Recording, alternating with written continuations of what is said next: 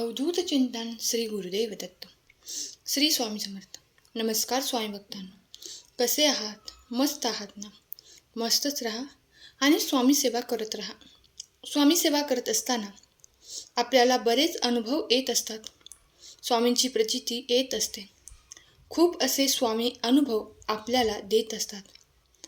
पण असे काही भक्त आहेत जे म्हणतात की मी एवढी सेवा करतोय, एवढी भक्ती करतोय, जप करतोय, पारायण करतोय, तरी आम्हाला स्वामी प्रचिती देत नाहीत किंवा स्वामी दृष्टांत देत नाहीत. तर जो स्वामींचा सेवेकरी आहे, स्वामींचा सच्चा भक्त आहे, त्यांना स्वामींनी काही ना काही प्रचिती दिलेलीच आहे. आपली तेवढी पात्रता नसते किंवा आपल्याला कळून येत नाही.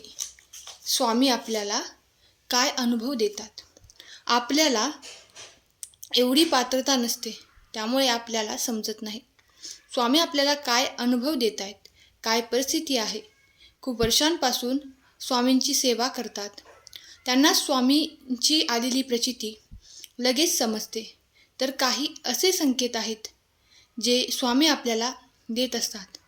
आपल्या दुःखामध्ये, सुखामध्ये स्वामी आपली साथ कधीच सोडत नाहीत.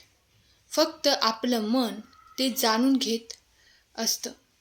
आपल्यामध्ये तेवढी ती पात्रता नसते की स्वामींचे संकेत आपण ओळखत नाही किंवा ओळखून घ्यायचे तर ते कोणते आहेत. स्वामींचे संकेत, स्वामी कशा प्रकारे आपल्याला संकेत देतात, तर त्यावरच आजचा संदेश आहे. जे मनापासून स्वामींची भक्ती करतात त्यांना स्वामी 100% प्रचिती देतातच. फक्त त्यांना समजण्यासाठी वेळ लागतो. तर स्वामी कशा प्रकारे आपल्याला संकेत देत असतात ते प्रत्यक्षपणे येऊन तर आपल्याला दर्शन देणार आहेत किंवा नाहीत, तर ते कोणत्या ना कोणत्या रूपात आपल्याला नक्कीच येऊन संकेत देतात, प्रचिती देत असतात. तर ते तुम्हाला ऐकायचे असेल तर, आणि चॅनेलवरती नवीन असाल तर संदेशाला लाईक करा आणि चॅनेलला सबस्क्राईब करून हा संदेश शेवटपर्यंत ऐका. स्वामींचा अनुभव तुम्हाला आल्याशिवाय राहणार नाही. स्वामी भक्तांनो, स्वामींचा पहिला संकेत आहे तो म्हणजे स्वप्नामध्ये काही ना काहीतरी दृष्टांत देणे. मग ते स्वप्न कधीही पडू दे, कोणत्याही वारी पडू दे, स्वामी आपल्याला दर्शन देत असतात. जेव्हा आपल्याला मासिक पाळी चाललेली असते तेव्हा सुद्धा स्वामी आपल्याला दर्शन देत असतात. या 4 दिवसांमध्ये आपण म्हणतो की स्वामींची पूजा करू नये, सेवा करू नये. मग स्वामींना ते आवडत नसेल तर स्वामी आपल्याला स्वप्नामध्ये येऊन दृष्टांत कसे देतात. तर ती व्यक्ती जर स्वामींना जवळ असेल, स्वामींना आवडत असेल आणि स्वामींची मनापासून जर भक्ती करत असेल तर स्वामींची ती लाडकी आहे. मग त्या व्यक्तींना स्वप्नामध्ये सुद्धा दृष्टांत देत असतात. असे काही शुभ दिवस नसतो, दृष्टांत आपल्याला स्वामी देत असतात. स्वप्नामध्ये काही ना काहीतरी आपल्याला स्वामी नक्कीच सांगून जात असतात. स्वप्नामध्ये स्वामींची मूर्ती दिसणे किंवा साक्षात स्वामी दिसणे, आपल्याशी स्वामी बोलत आहेत किंवा आपण स्वामींच्या केंद्रामध्ये गेलोय, त्यांचे दर्शन घेत आहोत, किंवा तुम्ही ज्या काही अडचणीत आहात त्या अडचणीवर स्वामींनी तुम्हाला काहीतरी त्या स्वप्नामध्ये येऊन मार्ग दाखवला आहे. तर अशा प्रकारे स्वामी आपल्याला स्वप्नामध्ये दृष्टांत देत असतात. स्वामी भक्तांनो, जर तुम्हालाही असा दृष्टांत मिळाला असेल तर कमेंट बॉक्समध्ये नक्कीच तुम्ही सांगा. आपण जे मंदिरामध्ये दिवा लावतो, देवघरात जो आपण दिवा लावलेला असतो, तर त्या दिव्यामध्ये वेगवेगळ्या आकृत्या तयार होत असतात. जसे की फुलाचे, त्रिशूलचे, ओम, फुलपाखराची, बदामाची किंवा साक्षात स्वामींची आकृती तयार होत असते. देवाच्या वाटेमध्ये भरपूर अशा वेगवेगळ्या प्रकारच्या आकृती तयार होतात. तर हा पण एक स्वामींचा अद्भुत आणि चमत्कारिक संकेत असतो की आपण जी काही सेवा करतोय, स्वामींची जी काही पूजा करतोय, ते आपले स्वामींपर्यंत पोहोचत आहे. असा स्वामींचा तो शुभ संकेत असतो. मंदिरमधला जो दिवा असतो, देवघरातला जो दिवा असतो, तो एकच लावायचा असतो. रोज आपण वेगवेगळा दिवा लावायचा नाही. तो एक दिवा मंदिरामध्ये लावायचा. तर पुढचा संकेत असा आहे, स्वामी भक्तांनो, आपल्याला एकदमच असा सुगंध येतो, तो अत्तराचा म्हणा किंवा चंदनाच्या अगरबत्तीचा.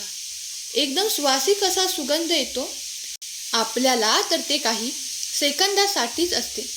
तर अशा प्रकारच्या सुवासी सुगंध आपल्याला येतो आणि हे आपल्याला सांगून जातो की मी तुझ्या जवळच आहे, मी तुझ्या सोबतच आहे आणि भिवू नकोस, मी तुझ्या पाठीशी आहे.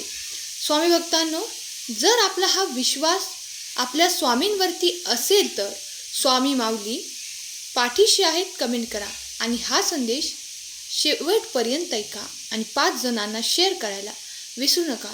स्वामींचे अनुभव तुम्हाला नक्कीच येतील. स्वामी माऊली म्हणतात, बाळा घाबरू नकोस, आपल्याला सुगंधाद्वारे प्रत्येक वेळेस स्वामी आपल्या पाठीशी असतात. पारायणामध्ये भरपूर अशा वेळेस अनुभव येतो. जे पारायण करतात गुरुचरित्र, स्वामीचरित्र, त्यांना नक्कीच अनुभव येतो. पुढचा संकेत आहे, आपण जेव्हा स्वामींशी बोलतो, स्वामींचे नामस्मरण करत असतो किंवा स्वामींना आपल्या मनामध्ये एखाद्या वेळेस आपण सांगत असतो, काही ना काहीतरी आपण गप्पा मारत असतो. तुम्ही मनामध्ये स्वामींसोबत बोलत असतात, स्वामींना सांगताय, तर तेव्हा हा पुढचा संकेत येत असतो. तो म्हणजे आपल्या मनामध्ये चाललेले प्रश्न जे असतात, काही ना काही कोणत्या ना कोणत्या रूपात आपल्याला ते दाखवत असतात आणि त्यावरती उपाय निघत असतो. त्या अडचणीतून बाहेर पडण्याचा मार्ग आपल्याला निघत असतो.